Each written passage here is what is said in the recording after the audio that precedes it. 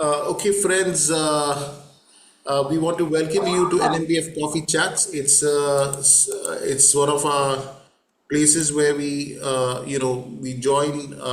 It's a discussion forum, essentially a Christian discussion forum where we join together to discuss topics and issues that affect our living or sometimes even our thinking. And today is one such topic on just I'm trying to understand or make sense of the present day actions of Israel, given our Protestant evangelical strong connect with that nation.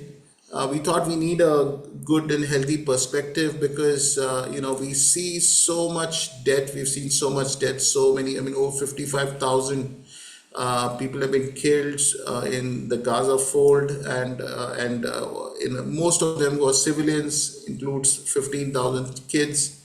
And there's also then now war that started in Iran, and people are dying there as well.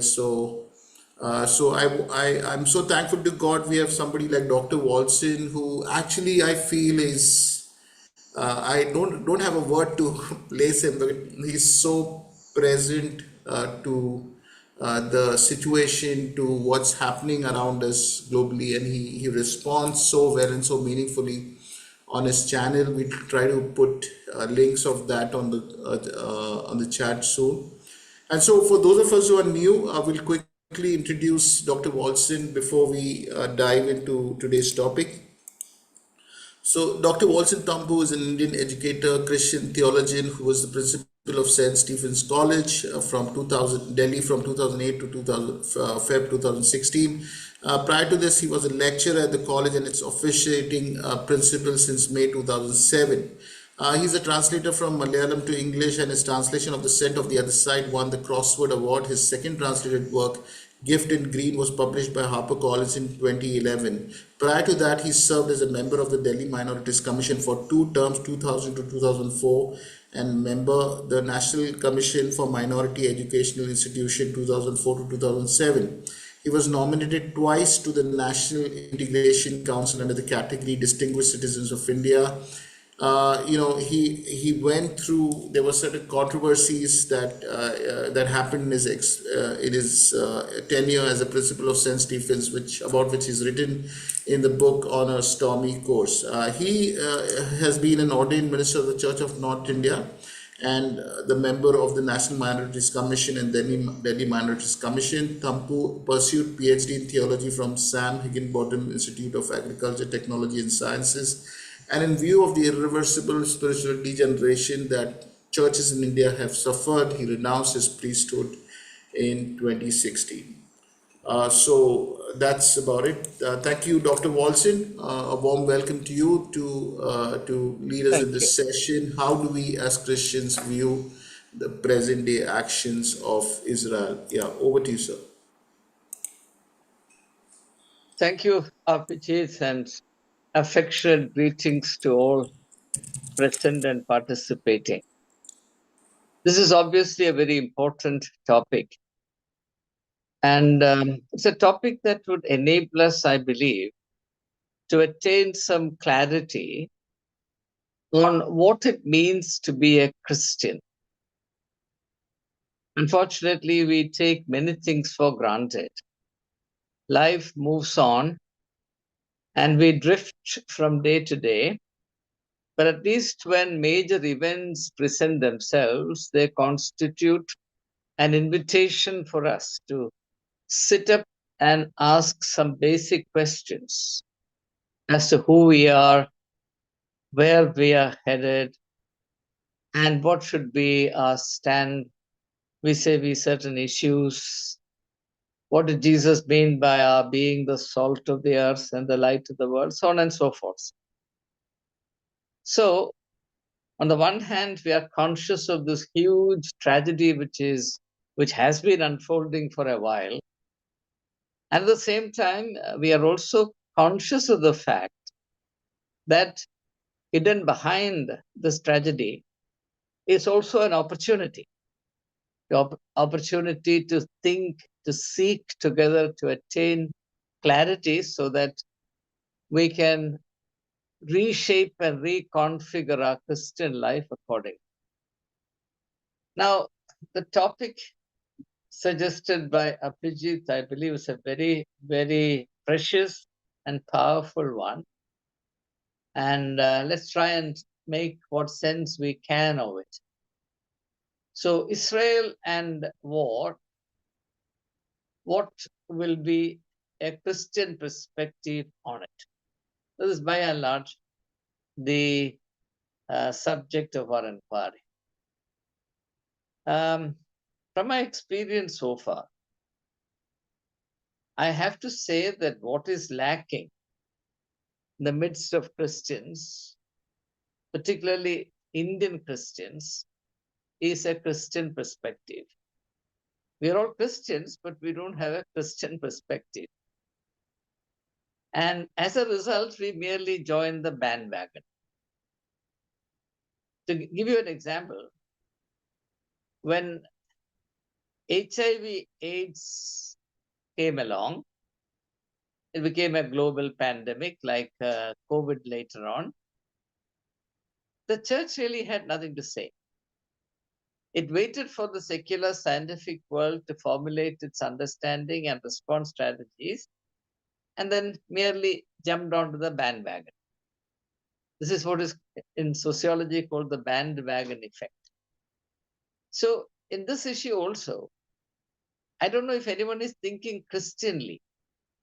There is an assumption that whatever a Christian, a nominal Christian, or a person who happens to have a Christian name thinks is Christian. Nothing could be farther from truth than that. So I hope some of these things will become clearer as we proceed. So that if we are Christians, then we have to have a very clear, well-defined perspective without at the same time becoming dogmatic and inflexible about it, because Jesus said you must seek, and you can't seek if you become dogmatic. We must have clarity and conviction. At the same time, we should not become bigoted.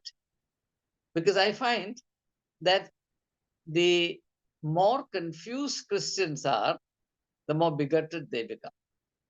Well, I will not explain these things. I'm merely flagging certain issues. Now, we're looking at what Israel is doing on the world, on the stage of world history. Therefore, let's begin by asking the question, what does the word Israel mean? After all, it's a name that, by biblical account, was given by God Himself to a people through Jacob.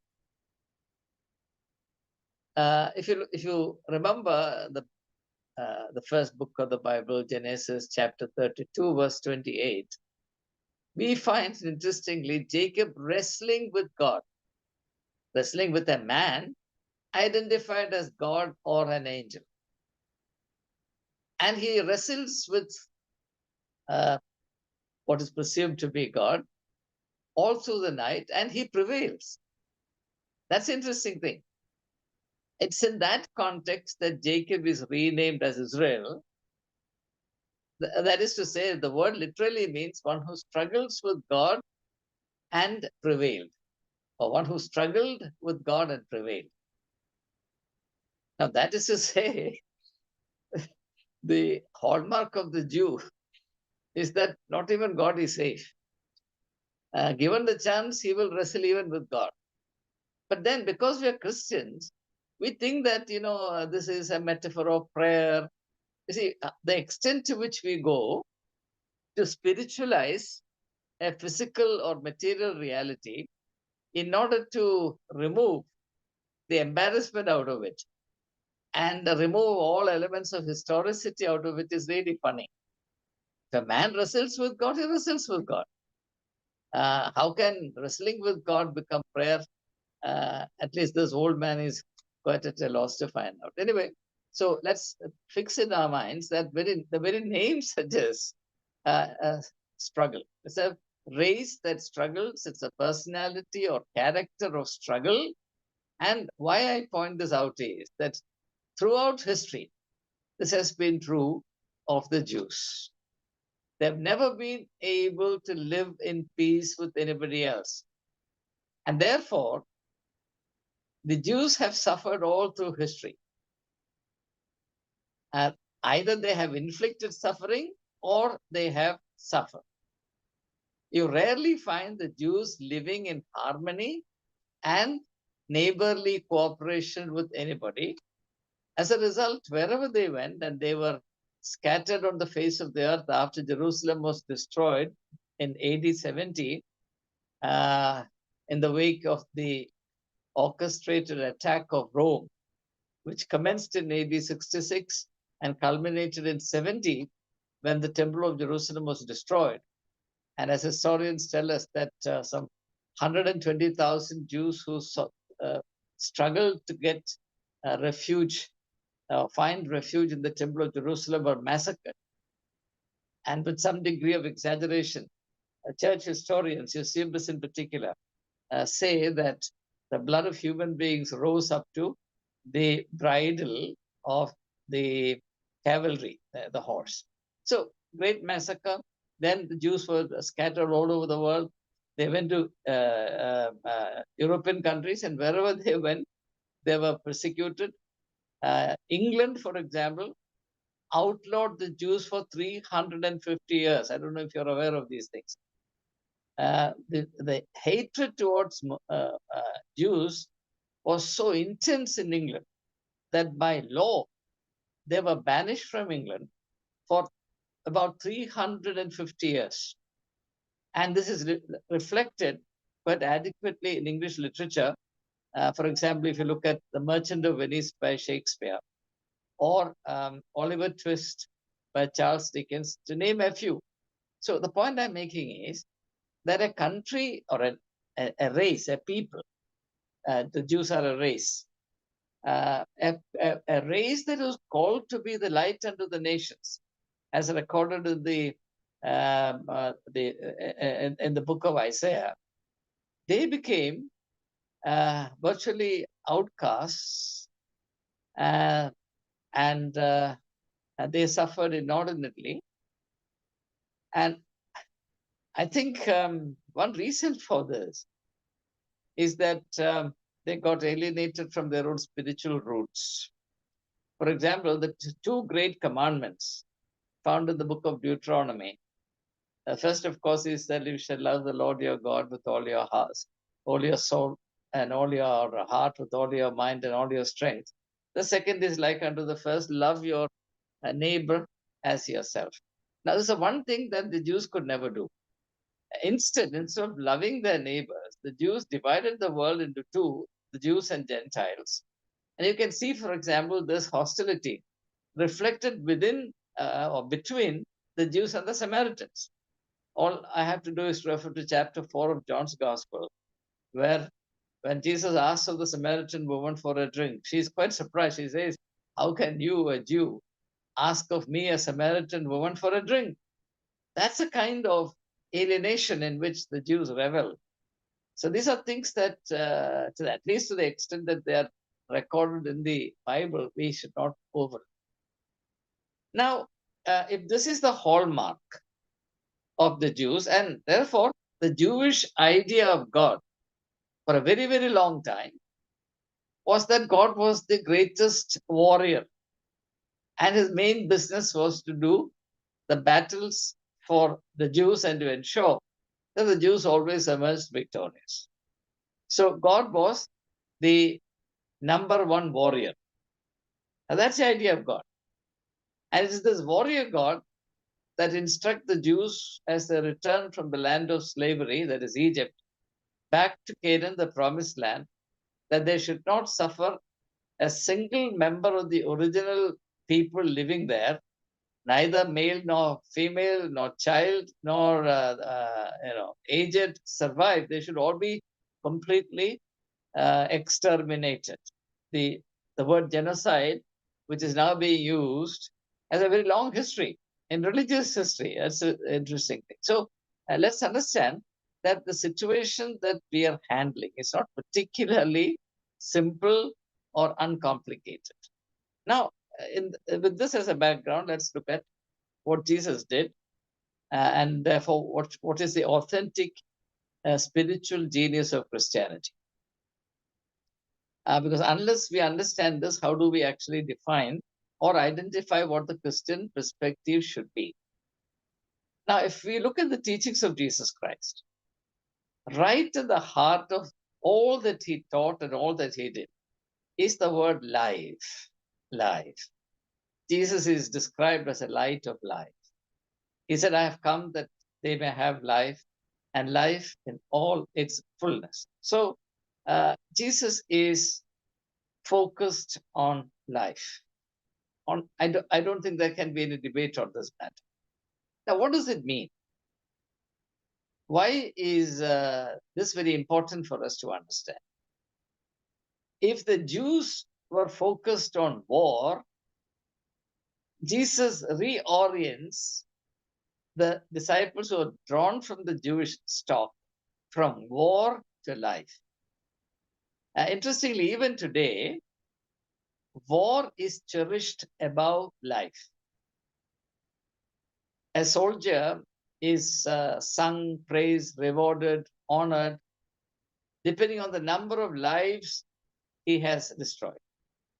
Whereas a woman who gives birth to life is considered unclean by the church until she's prayed over by the priest. Whereas the man who made her pregnant is never considered unclean. Now, all this kind of stupidity goes on and nobody challenges this. How can a process that is necessary for bearing life be unclean? I don't understand. It can be unclean only if life itself is unclean. And I don't think a Christian can maintain that standpoint. So, what does it mean to be committed to life? The essence of life is love. God is love. God is also the source of life. So, in God, life and love becomes one. And that actually is what is meant by the idea, the concept of true life. True life.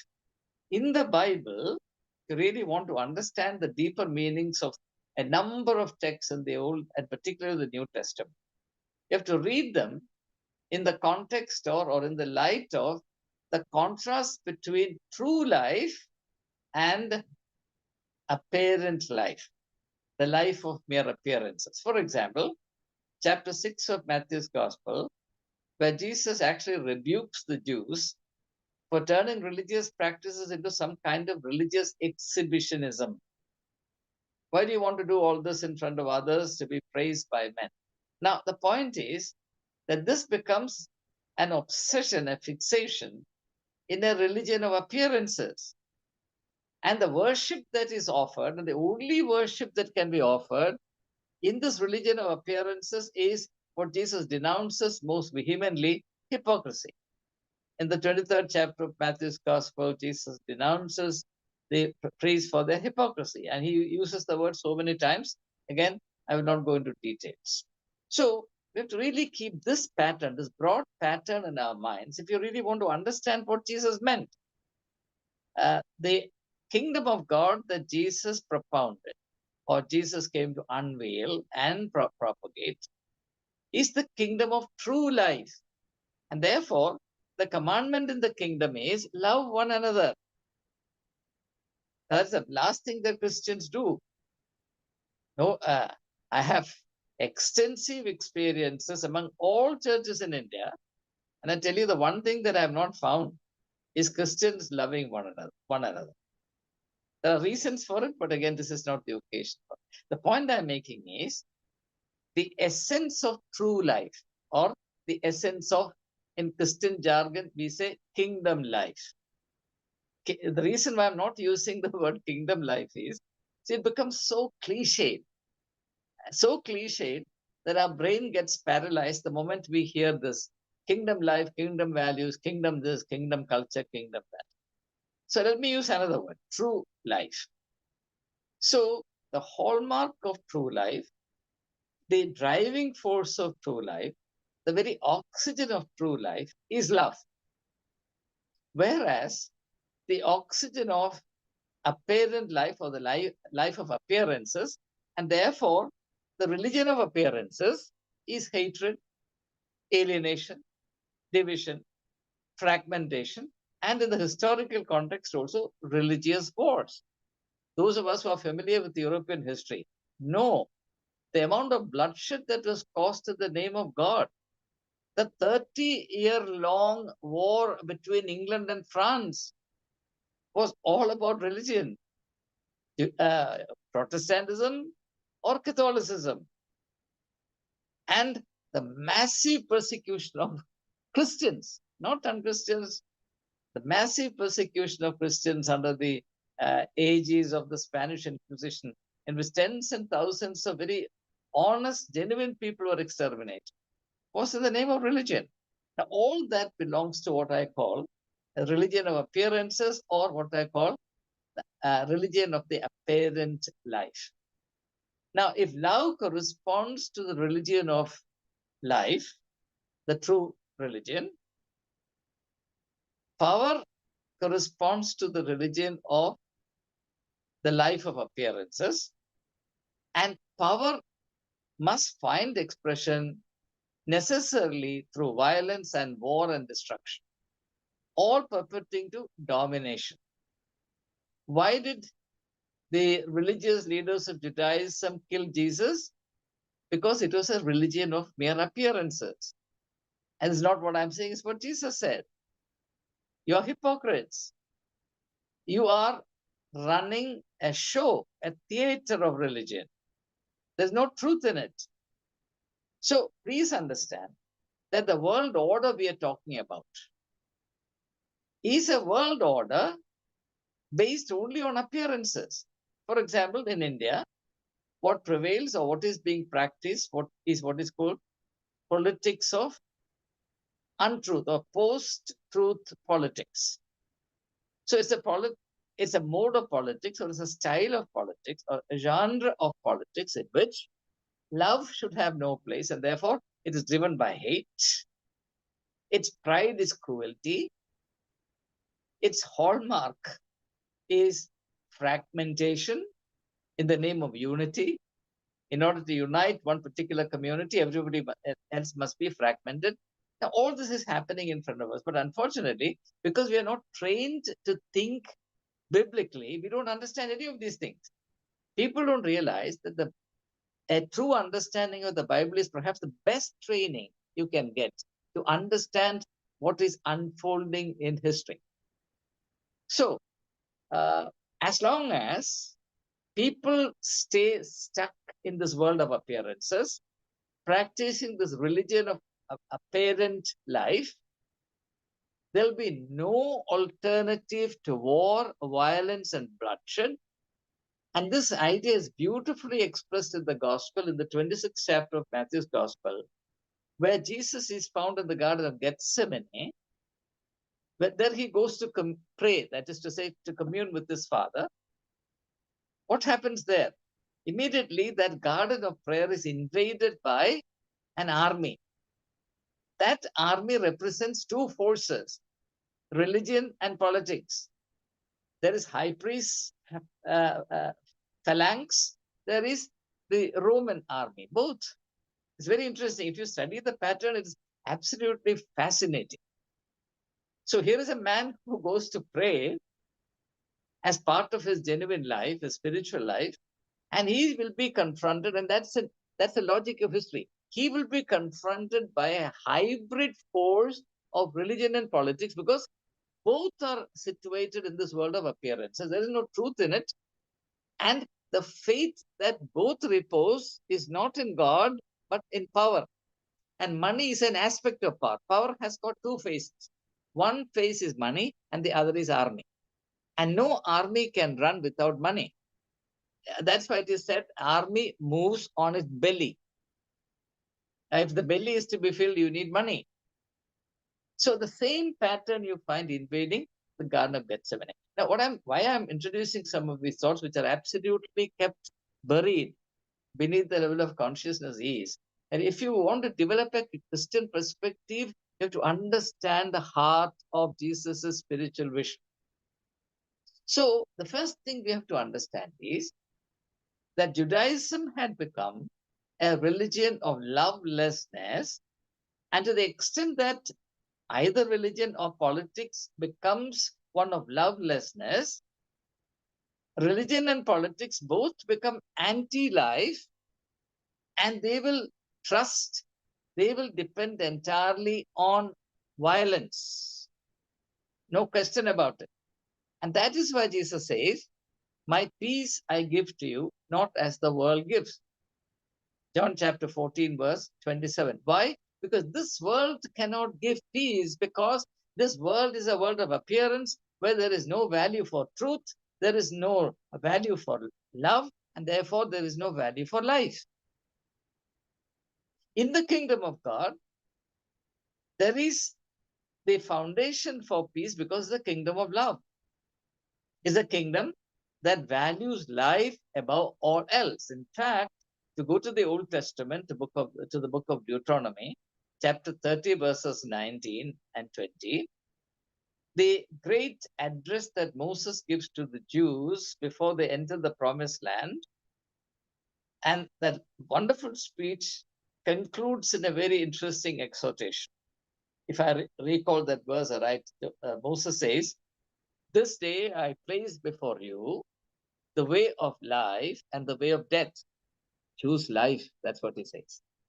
This day I place before you the way of life and the way of death. Choose life. Why does Moses have to exhort the people to choose life? Because irrespective of the pious professions made, the noble intention stated, ultimately a people will choose death rather than life. If there is a man of peace and a man of war, who will be more popular? Do you think in India or any country in the world, a man of peace can win a political election? He will lose his deposit. Whereas a man of war, a man of violence, a man who causes death and destruction of thousands of people will win elections hands down. Why is Alexander called Alexander the Great? Why is Charlemagne called Charlemagne the Great? Why is Napoleon called Napoleon the Great? Why is Peter called Peter the Great? All because they were the reason why millions died. This reality we have to face. And Jesus put the whole thing upside down, puts the whole thing on its head by dying for the sake of the world. If the preference, if the prestige in this world of appearance, in this religion of appearance, in this politics of appearance is killing others, the real value in the world, in the life, in the religion of truth or true life is dying for the sake of others.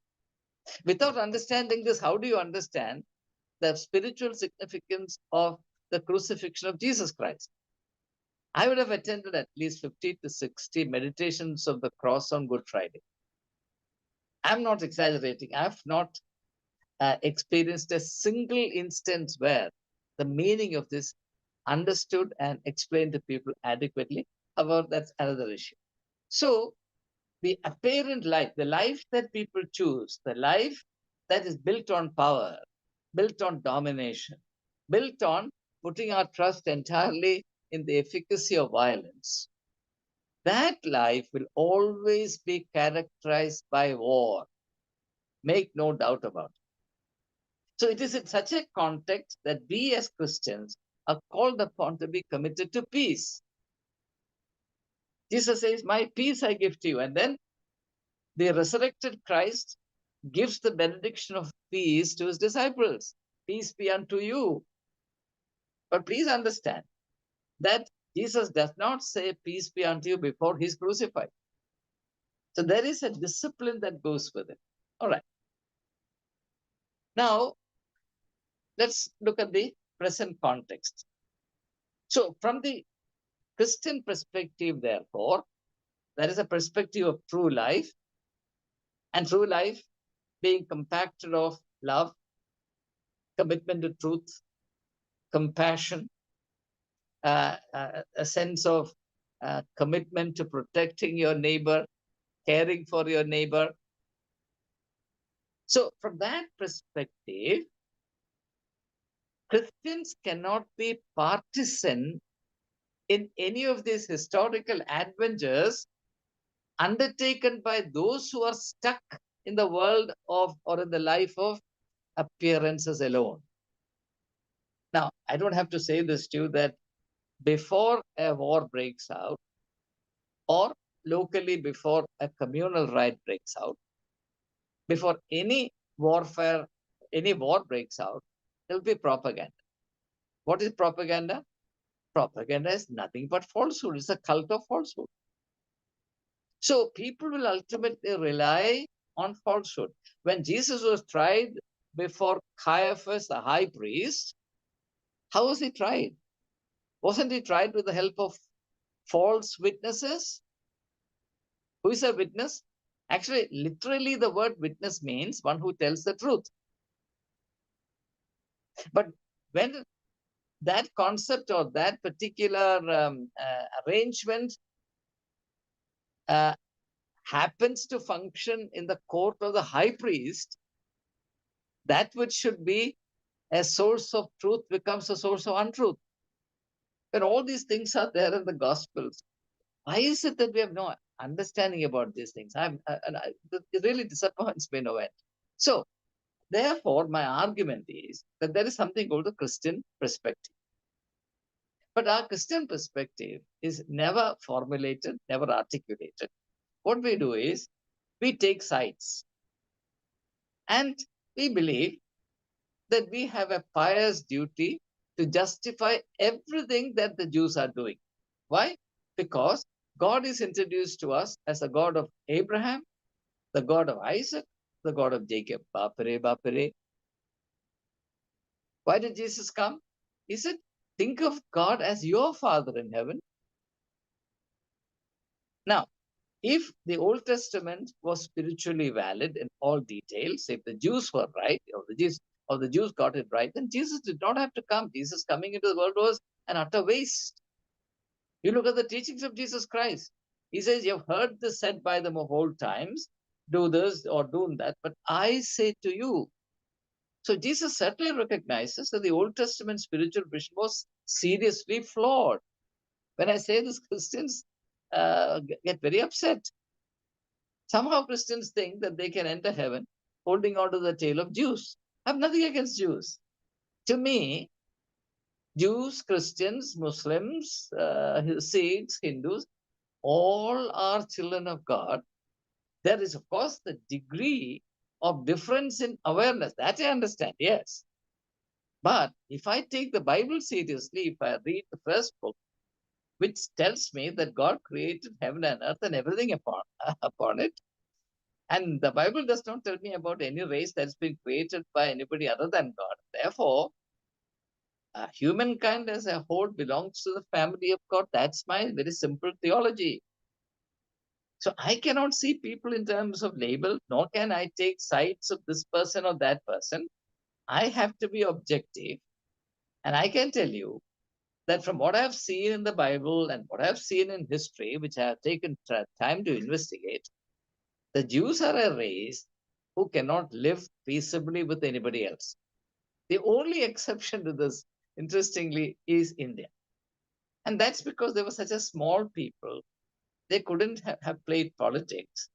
And the question of their attaining power, either economic power or political power in India, was quite far-fetched. So therefore, they lived a relatively peaceful life.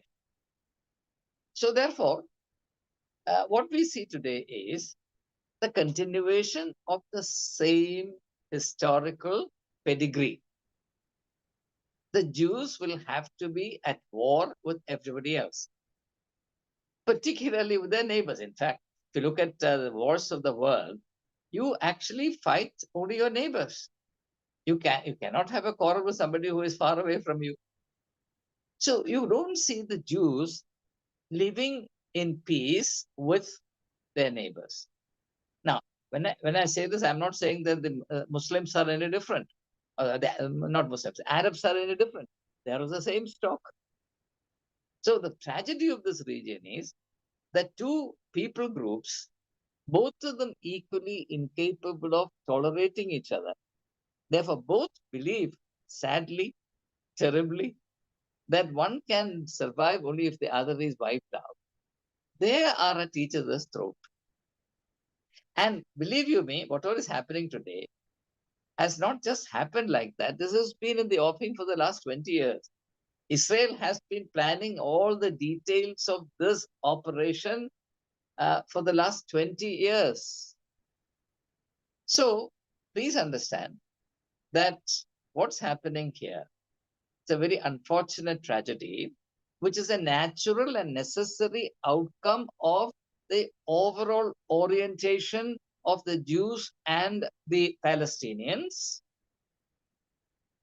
whereas Christians are called upon to be something very different. For the life of me, I don't understand how Christians can align themselves with either the Jews or with the Palestinians. Their orientation is meant to be radically different. For example, if you recall what happens in the third chapter of John's Gospel, the conversation between Jesus and Nicodemus, why does Jesus say to the ruler of the Jews, as a spiritual religious leader, with the title ruler of the Jews, you have to be born again? Jesus is clearly telling Nicodemus, look, you are nurtured within this religious tradition of mere appearances. Therefore, your worship is one of hypocrisy. There is no truth in it. God is spirit, and they that worship him must worship him in spirit and truth. That's not happening either in Jerusalem or in Judea or in Samaria. That's the reality. How can Christians take the side of this person or that person? I don't know.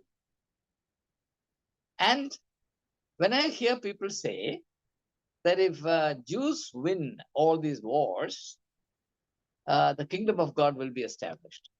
Or for that matter, I cannot hold back my laughter when people say that President Trump will be the messiah of Christianity in the world. Now, all these nonsensical items of belief arise out of this confusion, which I tried to name at the outset. We are all still located in this religion of mere appearances or apparent, or religion of the apparent life. And therefore, we believe that the most powerful man in the world will be our refuge. We don't need God as our refuge. Trump will be our refuge. I know there are many people who will be very upset when I talk like this, but I have to tell you what I believe to be the truth, to the extent that I can make out of the life of the teachings of Jesus Christ. So it is either Israel or Iran, unfortunately. But the Christian task is different. The Christian goal is both. The Christian task is to dispel or exorcise these two peoples of the demon of misunderstanding, that they are not mutually incompatible, that they can live together as brothers and sisters, and therefore two races can be healed. That is the Christian mission, but nobody talks about it. Now, I can understand that people would want to take the side of the underdog, numerical underdog. Israel lives encircled by a large number of Arab nations, but Israel is mightier than all these nations put together. It's a regional superpower, as is now very clearly established. I don't think even America, with all its military power, can achieve what Israel has achieved, say, in the last year and a half. What Israel is doing today is a miracle in the eyes of Donald Trump. That's why he wants to get a cut of the cake. At the same time, he doesn't want to burn his finger. So he's debating whether he should join or not join. First he said, well, I'll do something in the next few days. Then he said, before next week. Now he says the next 2 weeks. So the whole scenario is very confused. Now, I believe the Christians have nothing to do in this scenario by way of ensuring the victory either of the Jews or of the Arabs or the Iranians, because I tell you, that in this matter, from long-term historical perspective, there is neither any defeat nor any victory. Assume that the Jews win this battle. I shared a video with the members of my group about 16 months or 17 months ago, saying that even if Israel wins all the wars it has planned, the Jews will not live in peace henceforth. Nowhere in the world, including Israel. That is the truth of history, whether you like it or not. See, you cannot control all the consequences of whatever you initiate. So therefore, from a Christian perspective, the only goal to be pursued is witnessing the truth in front of all this, in the midst of all this. And what is the truth? There is no alternative to love. When Jesus says, love one another, it has a universal application. That applies also to the relationship between the Jews and the Iranians, the Jews and the Palestinians, the Jews and the Arabs, Christians and Muslims, Christians and the Hindus. Love one another. There's no alternative. But unfortunately, nobody is convinced that love is feasible. And yet we are all Christians. That's what confuses me all the more.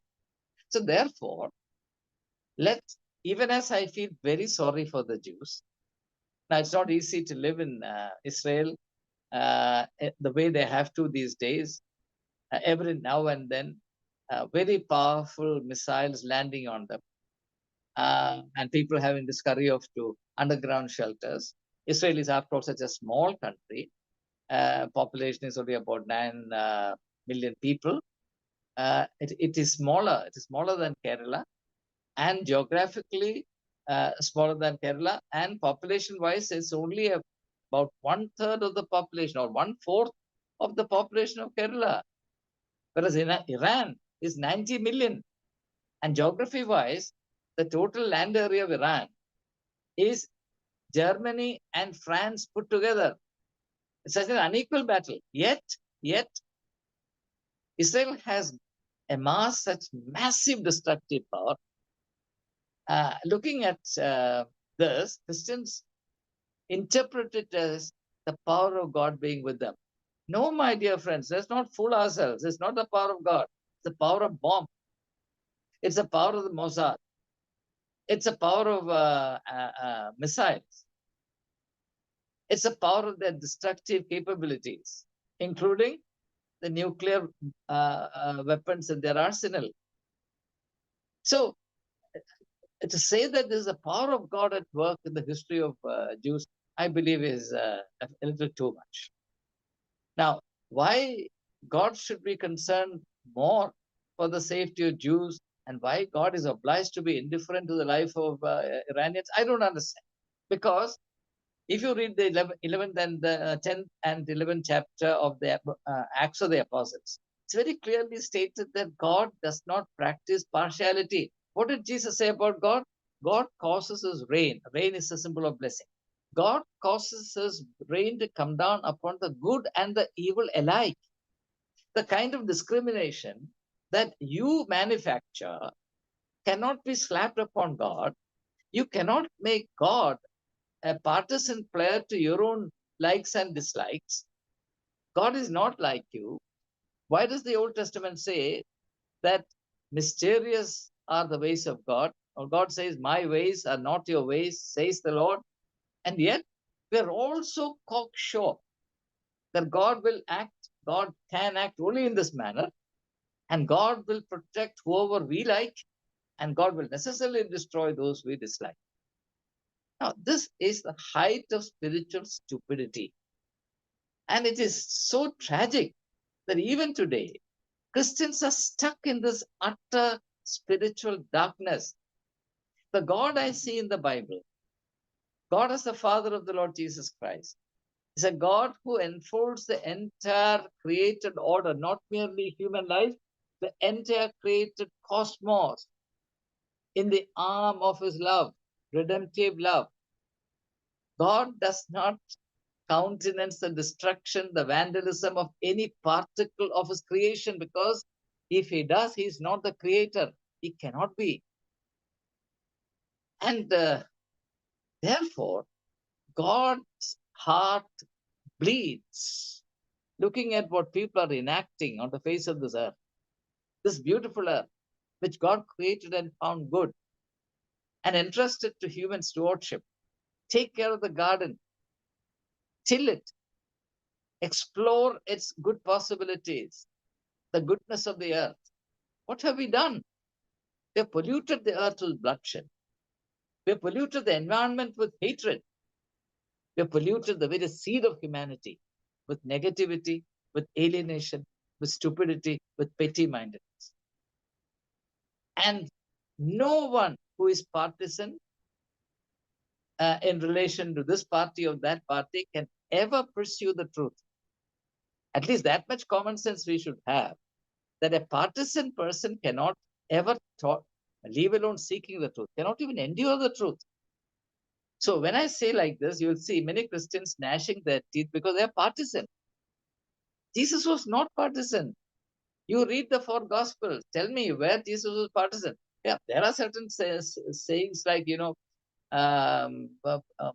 to the lost sheep of Israel, or in the first chapter of Acts of the Apostles, when the Spirit comes upon you, you shall receive power, and you shall be my witness in Jerusalem, in Judea, and Samaria, and unto the end of. That is an order. It doesn't mean that Jesus or the Father of Jesus, God, is indifferent to anything beyond the land of the Jews. Why does Jesus say, you preach to the nations and make them my disciples? Because he loves them. And John chapter 3, verse 16, God so loved the world. Why does Jesus say you are the salt of the earth and the light of the world? If you are the salt of the earth, can you be partisan? If you're the light of the world, can you be partisan?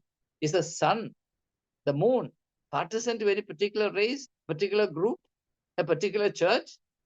What are you talking about? Unfortunately, for centuries, we have been brainwashed in this utter stupidity. As a result, we cannot think straight. And therefore, we are far, far, far away from what Jesus stood for. The reason why the Jews liquidated him was that Jesus would not be partisan to their interest. Why? Even the reason why Judas betrayed him was that Judas was disappointed in Jesus Christ. Judas expected Jesus to be a partisan player. He thought that Jesus would drive away the Romans from Israel, from Palestine, and restore the kingdom, the lineage of David. He did none of this. Why was Jesus so indifferent to the politics of the times? Jesus could have become mighty popular by driving out the Jews, by driving out the Romans, for which he had the power. He could have done it just like that. Why didn't he do it? Because Jesus knew it was absolutely futile to do a political interference or intervention without laying the foundation for humanity in the hearts and minds of people. Unless human nature is redeemed, there is no point in moving towards political liberation. Because if political freedom is given to an unregenerate people, what happened in India in 1947-48 will happen. How many people died because of communal rights simply because we got freedom? And we could have killed each other in such large numbers only because we were free to kill, not free to live.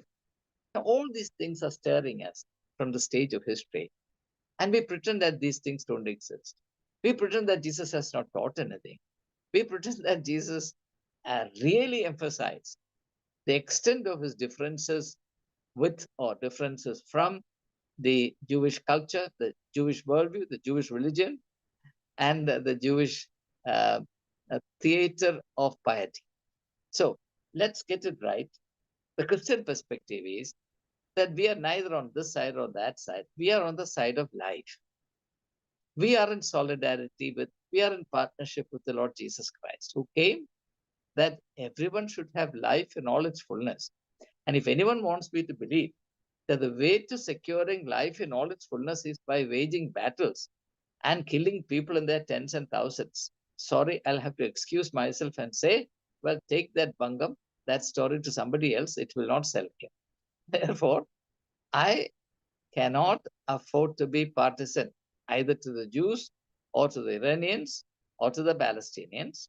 And certainly my heart goes out to everyone who suffers, whether he is a Jew or a Palestinian or an Iranian or anybody for that matter. So that is where I believe that a Christian should stand. And I'm subject to correction. So I invite very critical comments. And I want to conclude by expressing my gratitude to uh, Abhijit for organizing this time of fellowship, perpetuating to thinking together so that we can attain some clarity about what should be our stand as the disciples or followers of Jesus Christ. Thank you. May God bless Yeah. all of you. May God heal the globe of its curse of utter and complete faith in the cult of violence. Yeah. Thank you so much, sir, for a very fearless and very much very much needed speech, a fiery speech that we needed, and we hope that people are cut to the heart and at least some thoughts and minds change in this. For those of us who I think, let me just stop